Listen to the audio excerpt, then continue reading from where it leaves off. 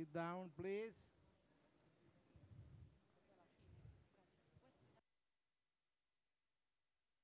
Operator, photograph on the side, left and right, please. Dimmi.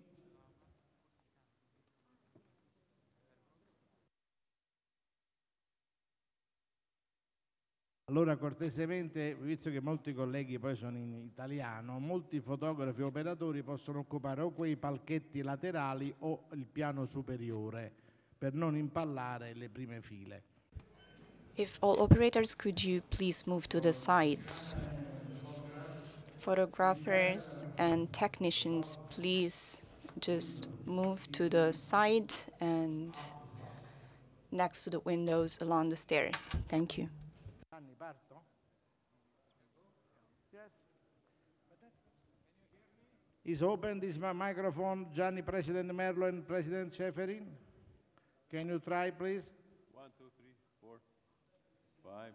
It's the first time that we make a test together. Yes. Okay? Good. So, dear colleague, now we begin. We have to thank President Ceferin that has accepted to come here. He has a limited time, but I think that we have had the opportunity to talk together, and the most important thing is that what we he decided to continue with us the young reporter programs in the future, as we did in before. And this for us is a very important tool. But now let's go about you, because all the European knows about your past, no? But many in the world don't know exactly from where you come, because you were not a football player of top. What was your beginning? And after lawyer and so on. Yeah, first of all, I'm not used, or I don't like to speak about myself too much, but I can share some things. I'm coming from Slovenia, which I think that at least Europeans should know by now. Small country. I was a lawyer, a criminal defense lawyer for 24 years, and in the meantime involved in football all the time. From 2011 I was president of a football federation, and 2016 I was elected as UEFA president. So this is a summary. A very quick career. Very quick. Yeah, it was quick. Yes, and now what are the most difficult situation in your job? Because to be president of UEFA is a really great organization. And what are the moments more difficult for you? What are the points in which sometimes you ask yourself, why I am here, why I choose this way? I mean, we are living in a constant crisis of 2.5 years, almost 3 years of crisis because of COVID, because of different stupid ideas that tried to ruin football.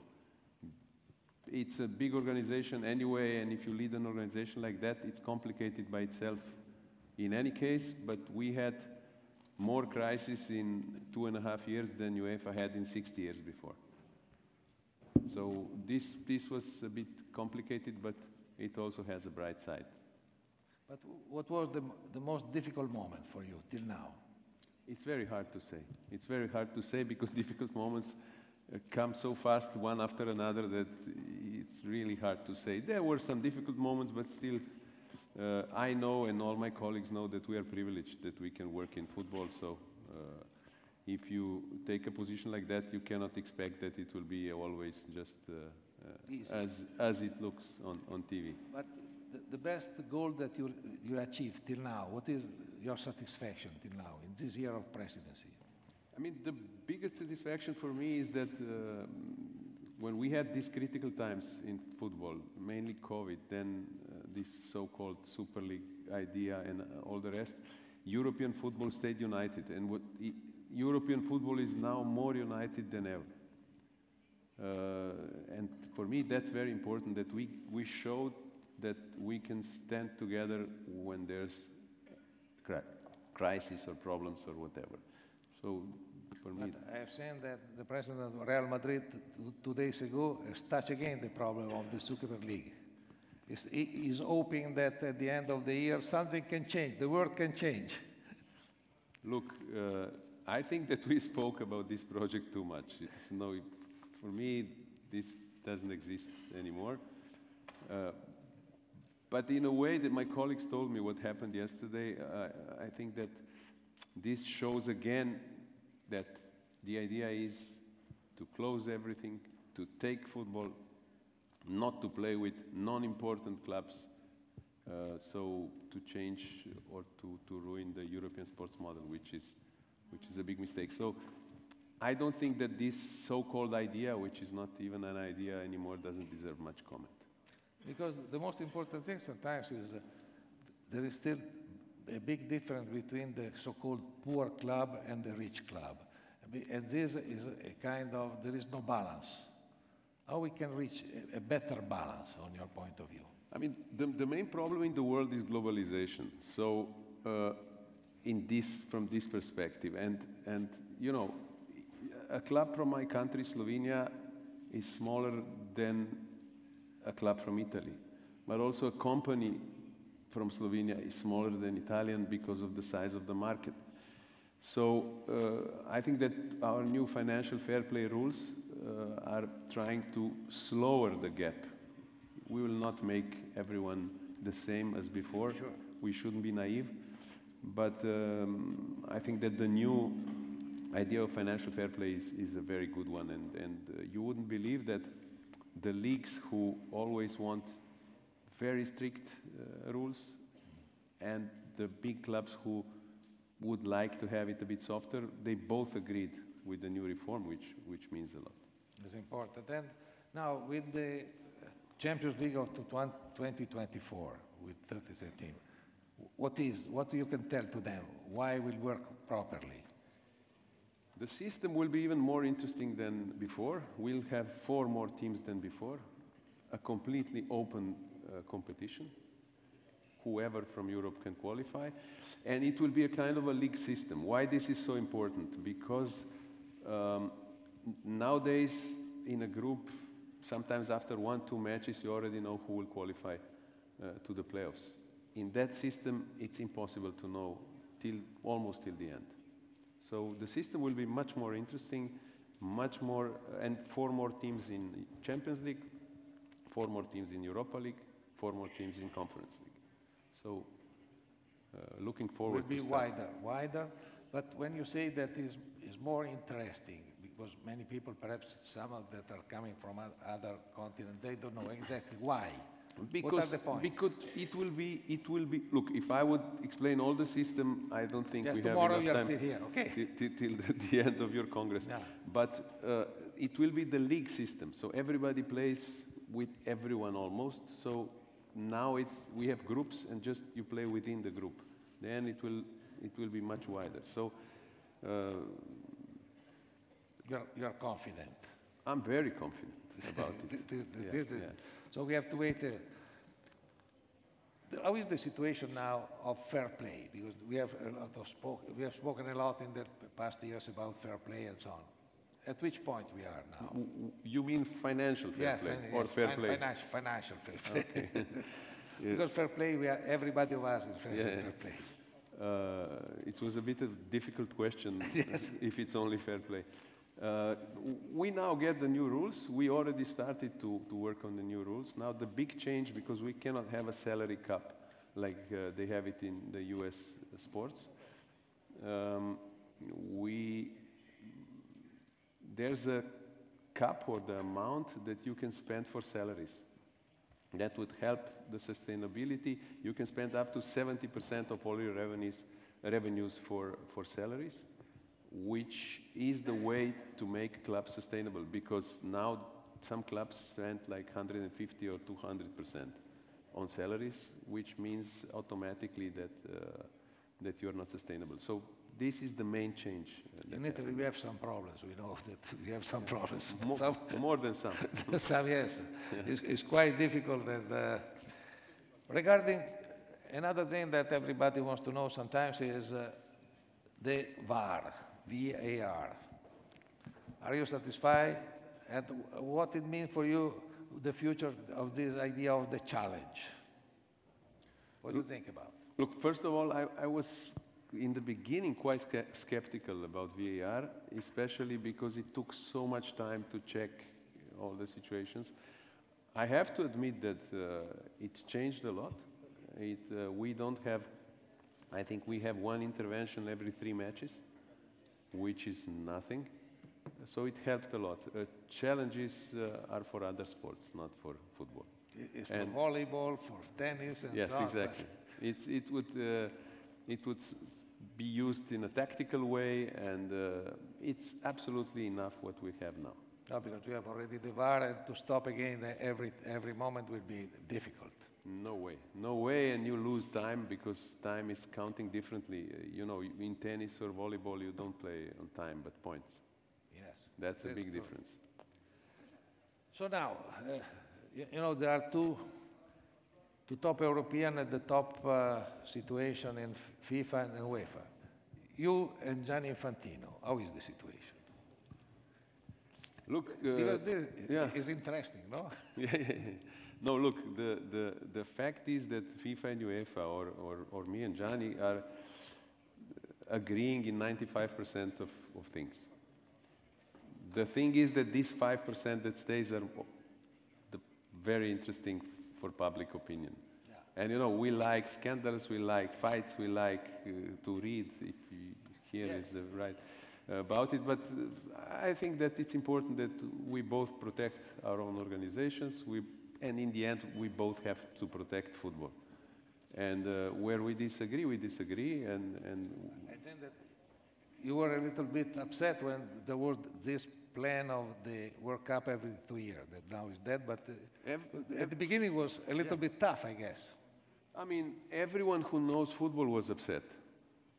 It doesn't make any sense.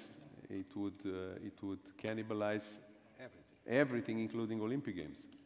So, but in the end, we heard at the FIFA Congress that was not even the idea of FIFA, but of Saudi Arabia.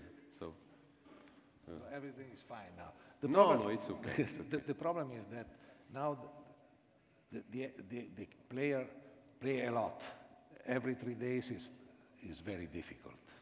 How is possible? Because it's difficult also from health problem. Because now there is a lot of injury. Because this is normal. Because they have never time to rest, never time also for training. What do you think that can be a solution for this? First of all, calendar is full, more than full. So there's not much time to create new competitions, or we don't have time or dates. I think we should play similar number of matches as now. Of course, there's a problem in some countries where they have 2 cups, for example. That they should also think about that, but it's not the jurisdiction of UEFA. But I think that's in the future must be studied something. Yes, I mean we cannot play more. It's hard to create new competitions. And no, because if not, you open too much, even the door to the practice of doping, because that is, people have to take medicaments to save the muscles and everything. The problem is that when you compete too much, physically you can't support. I think that is important to find a balance, a better balance. Yeah, that's it, and mainly injuries and other health problems. Sure, no, this is the big danger of today, because we have seen many teams also in Italy now. They are losing players every moment, and it's not so usual in the past, but because the competition are too many. Yeah. And now there is another thing that everybody wants to know, that you are the president, you are going toward a new period. Will you run or not? I will. I can tell you that I also already have 55 letters of support out of 55 countries, so it would be strange that I don't run. So it means that you will run alone? It looks that way.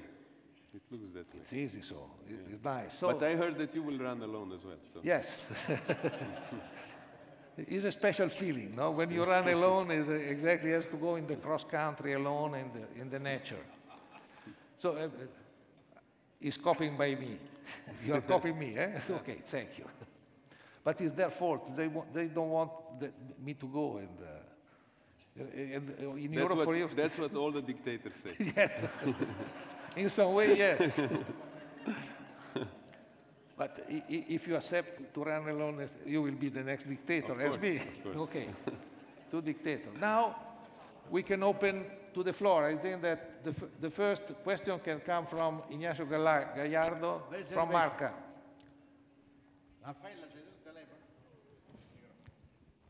Hi, President. Thank you for staying here with the journalists of around the world.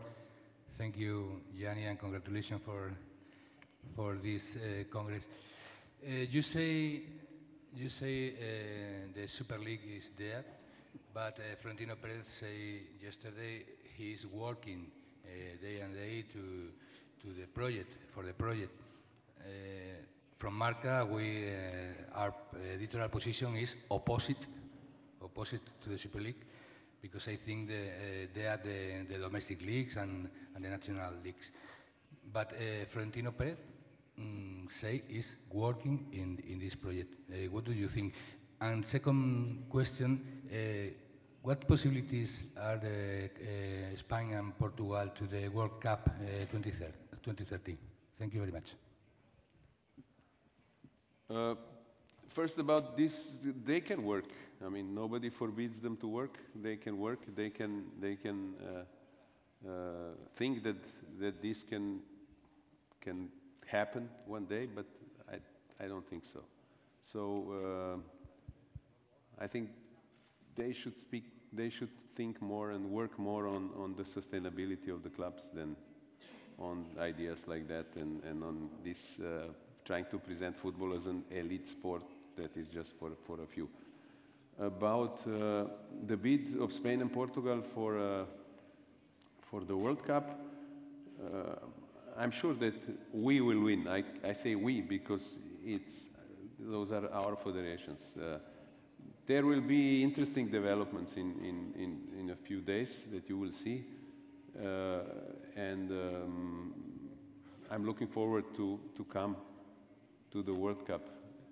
And although I heard that the finals will be at Santiago Bernabeu, but it's okay. It's normal. Nazim. Good morning, President. Can Welcome. you get up, please? Okay. Nazim Besol from Algeria. Can I ask the question in French or? You can ask the question in French. Okay. French? It's okay? French is okay? You have translation? No, my French is okay. My French You is just talk about the Super League project, which was adopted in Africa last month, I think. What do you think about this competition in Africa? And the president of CAF talked about 100 million revenue. This is part of the question. And the second question, you also talk about the election in your election in Europe. There's an election in FIFA in 2023. Do you think that Europe will present a candidate for the FIFA election? Thank you. First of all, about the African Super League, I don't know much. I can say that if it's a closed league without promotion and relegation, then it's a wrong step. Now, speaking about the revenues, everybody speaks in football about revenues, trust me. But there are losses as well. So I cannot comment more because if it's closed, then it's bad for the development of football. Sorry? It will be launched in August 23. Yeah, okay. The first edition. Okay. Good for them. One moment, yes. And just about the FIFA elections, Yes. I don't think that Europe will have a candidate. Thank you. Yanis Daras before, after you. There, yeah? Thank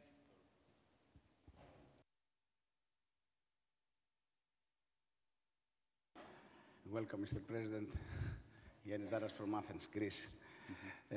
I know very well that Your target is to attract in UEFA headquarters people with experience, education, and experts in football, and the same in the National Association as well. A few months ago, you advised the Greek Federation to announce an international competition for the new CEO, but the Greek Federation ignored your advice, and instead this never announced even a national competition and remained the same guy. I would like to ask you, do you think to send again an administrative committee to arrange everything in the Greek football? Thank you. First of all, I don't know much about the situation there. I'm just updated by my colleagues who are working on it. I was never there. For now, I think we try to give them a chance to do it by themselves, and then we will see how it goes. I'm sorry, but I don't know details to tell you. We have a team there. I think it's part of our people and part of FIFA. All together, they were there for years, but now I think this stopped, and that's as much as I can know. In case of French. Okay. Which channel is French, 1 or 2? 1? 2. Number 2 is French. Jakobsze from Poland. Dear Mr. President, Ceferin, I came from football land called Poland. I have only 2 questions to you. Only? Are you satisfied with the League of Nations and the Conference League? Did they meet your expectation? And the second question, during your presidency, relation with FIFA and UEFA are better, on the same level, or got worse? Thank you. First, I'm very satisfied with Nations League and with Conference League. With both new competitions, some smart guys told us that this is not good to do, especially Conference League. They were criticizing, saying nobody will watch this, and then the same people are saying why you don't go for the finals to a bigger stadium. Because it's really so popular, so big, and to be honest, last year it was Roma in the finals. The finals of Conference League was maybe stronger than the final of Europa League. It's hard to say. About the relations, UEFA, FIFA, they were always a bit tricky, I think, in history. But I think that relations are better now than before. I'm sure, because before it was tough, as much as I know as President of Federation. Good luck for the future. Thank you. One moment, there is Prieto. There.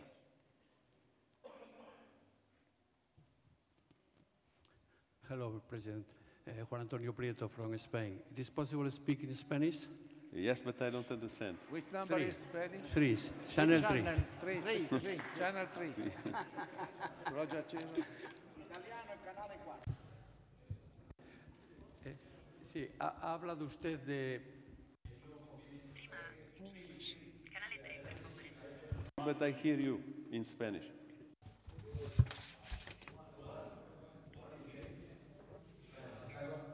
¿Me oye?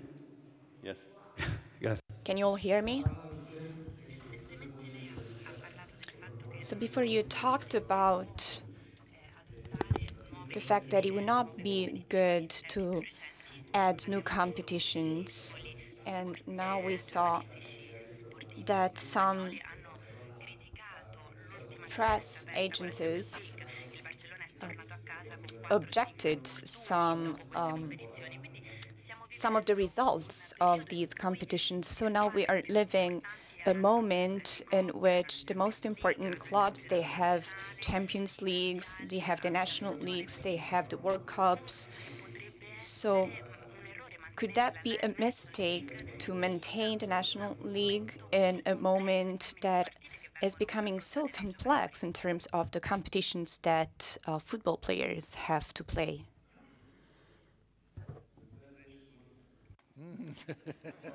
A bit unclear, so...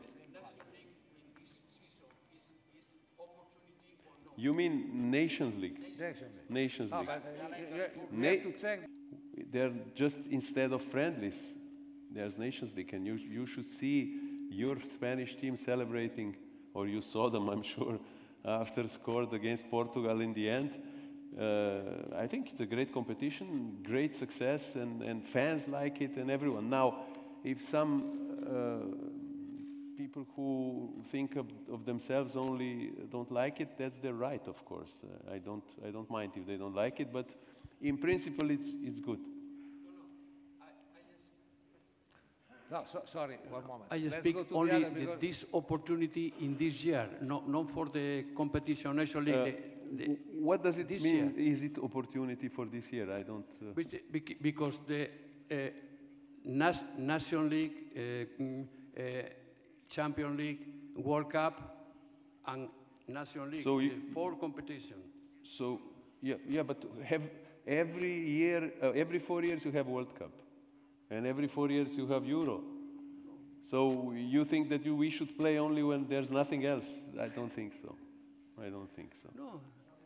Okay, Tiam. There. Yes. There's another one, the lady. Yeah. There is a lady there that was speaking. Okay, say. Michelle from Kenya. My first question Come to in you. front that we can see you. We don't hear also. From Kenya? Yes. My name is Michelle. Yeah, but in the phone. My name is Michelle from Kenya. My first question to the President will be, what are your thoughts on the contribution of African players, to the Europa League? And the second question is, do you agree with the sentiments of the Napoli President that he will only sign African players if they were not participating in Africa Cup of Nations? Thank you. First, there's a great contribution of African players. You have superstars that I think it's also not enough time to name all, now and before. And if I share the sentiment of the Napoli president, I don't, for sure. For sure, I think players should play for their clubs, but they should play for their national teams as well, because that's the essential part of football. More? No, the first. There's Louis. And second. See, no problem. Monsieur le Président, en français, s'il vous plaît. Wait a moment. Number. If it's possible, one question.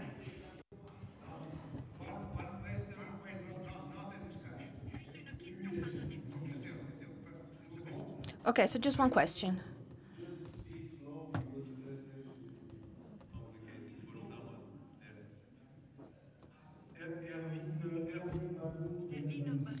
I'm Hervé Baku, I'm from Albania. An Albanian team was excluded from European competitions for a period of 10 years. And it has been sentenced 6 years ago. Is there possibility for a sort of amnesty from UEFA? Thank you. Point you, but really cannot comment the decisions of independent disciplinary committee. Mr. Aleksander, I'm Aleksander from Ukrainian National Association of Sportive Journalists. We are very grateful UEFA for support of Ukrainian football, Ukrainian national team, but the question is in another way. We were very surprised in Ukraine that Belarusian teams still admitted to play in the European Cups in the time when the territory of Belarus provide for Russian troops and the full-scale invasion came to Ukraine as well from Belarus. So what was the reason to admit the Belarusian clubs to the competition? We don't need to admit anyone to play in the competition. We need to decide that somebody is not able to play. And it's the jurisdiction of Executive Committee of UEFA. We are monitoring the situation, and when we decide, or if we think that we should ban the teams, we will do so. For now, we didn't. Hello, thank you, Aleksander. Thank you, Gianni. I'm Mason from Iran. I have a question about the sport journalists, non-European sport journalists, and numbers of accreditation, ID cards, opportunity to cover the European Games. Based on my personal experience as a sport journalist, I covered the 2016 Euro Games it was really hard for non-European journalists to have opportunity to cover the games. Do you have any plan? There is, I know there is a, you know, a way to reach to the ID card for cover the games, but it's really hard for non-European journalists. As you know, it's important, it's most important, some European games for our audience out of the border of Europe. It's more important than their national games. So do you have any plan to adjust this process or not? Thank you. I have to admit that I didn't know that it was a problem. I was not there yet, but I think, and I will speak with my communication team about it, because I think it's very important that also for us, that our competition is covered outside, not so much for you. I think it's in our interest that we cover as much of the globe as possible.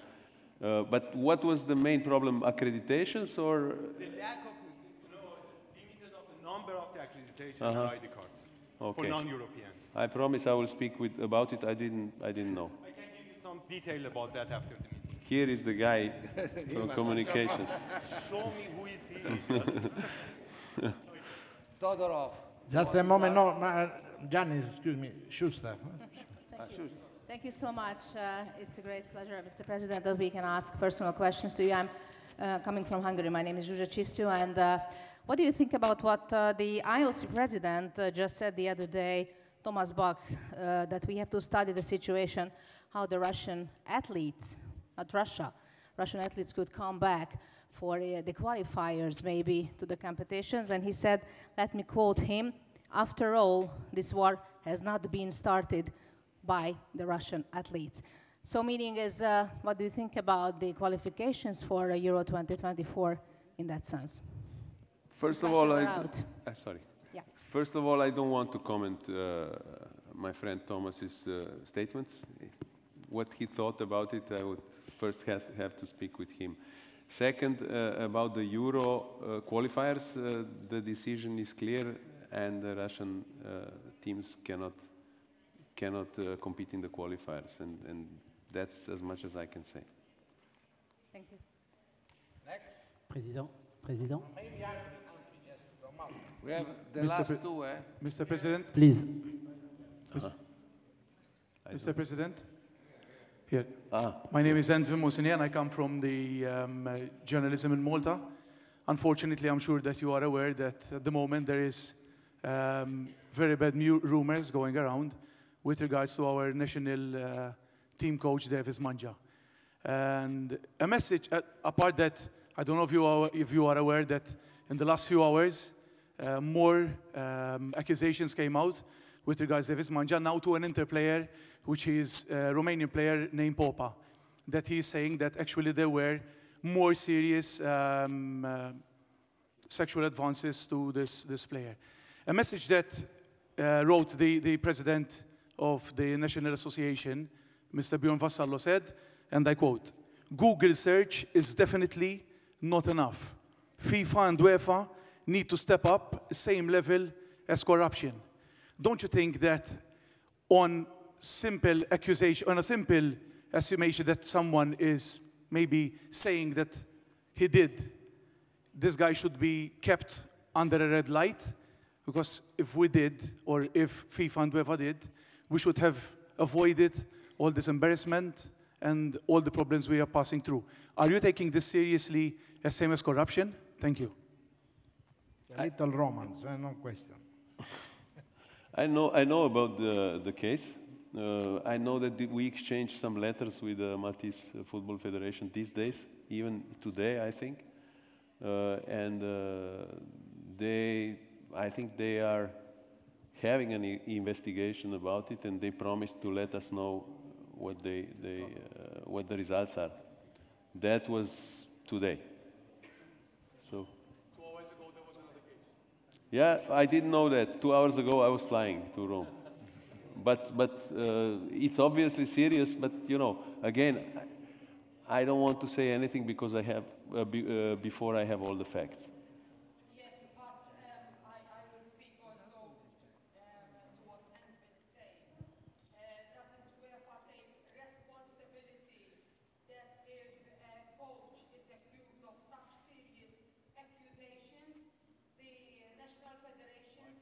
not remained aware of, so they do not make the mistake of engaging such coaches? Sorry. I mean, I don't see why UEFA should take responsibility. We should work on the case. We should try to help them to solve the case. How could we know in advance that this will happen? We could never know. But there were already cases Sorry. But we didn't Sorry, know. lady. First of all, you have not the microphone, and now we were long enough, and there are other people that are asking. Todorov. Get up, Todorov. No, it's him. Sorry. First of all, thanks for your time. As you know, you have the full support of all the international media in your fight against the racism and the match fixing. All of us are seeing the banners with the slogans, some closed sectors and stadiums. Can we go on the next level, maybe in your next term as a president, and create a kind of a banners of a shame with some examples, some bad examples. I can give you one, comes from Bulgaria. An investigation was published, by a journalist, together with evidence, linked the president of the Football Association of Bulgaria, with one of the most recognized match-fixing boss, Dantan, celebrating together New Year's Eve, and 4 days later, they signed a contract for a football game, Bulgaria-Estonia, score 2-2 with 4 penalties. It was declared officially as manipulated. And now, a journalist just shown a picture, 2 of them celebrating, and after this, they show the contract signed 4 days later, and nothing happens. Do you know about this case, and can you continue with the fight against racism and match fixing in this next level with some concrete examples? Thank you. Thank you. First of all, I never heard about this. Obviously, it was not in the other media yet. And I agree with you that we should find another or different ways of fighting racism and match fixing. The problem is with both that we need strong support from the governments. And many times we don't have it. We don't have police, we cannot tap the phones, we cannot punish people, we just punish national associations, clubs. Here, I think that governments should be more active in helping us or helping the society to overcome this. I agree with you. The problem of the government is big, because we have asked if there will be the law against match fixing and so on will be easier, because if not, it's impossible to beat them. The last one, only very quick, very quick. Morad Moutawakil, Maroc. Sorry. Go ahead. So, Morad Moutawakil, Maroc. Just want to ask in French if it's possible. Okay.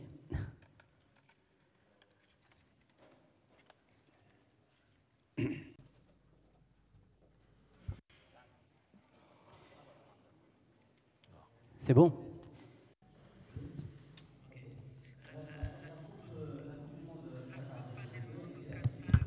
So Qatar World Cup 2022 has been already assigned,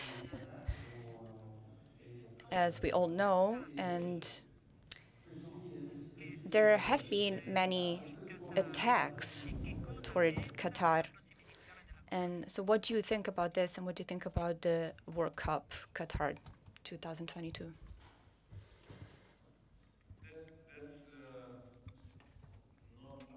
To comment, I think that we'll have a good World Cup. I think that if football events, when football events are in certain countries, things can improve because of football events being there. And I think it's, as much as I know, but that's more a question for FIFA, that many things improved very much and that things are better now. That's as much as I can say. Gianni, pardon? The last Italian journalist is possible. Rizzo, ADN Kronos Agency, vai. non è un giornalista italiano. This is Janko Petrovic of RTV Slovenia. Mr. President, 10 days ago, by The Guardian, you have been accused of nepotism in nominating people to important positions in the UEFA. What is your comment on it? Thank you. Okay, the last. So that I was accused of nepotism is, I think, your invention. That I was accused of bringing 5 competent Slovenians, I don't mind. If I brought competent people that I trust to UEFA, that are hard-working people there, I think I'm quite good in this world of football. Check the other stuff, what is going on, or what was going on before, and you will see many things. Okay, now we thank President Ceferin, because he was so nice to come to visit us. We are very impressed. No? This was completely an open conference between us, and this is very important because we will continue to work with UEFA. We have seen, with even also for the problem of the accreditation, because there are a lot of people that are asking us that they want to participate as journalists to the event. And I think that today we touched some point. Unfortunately, now he has to go back to Switzerland. If not, he would stay with us 3 days and to know us better. And so we thank him. You have to give him some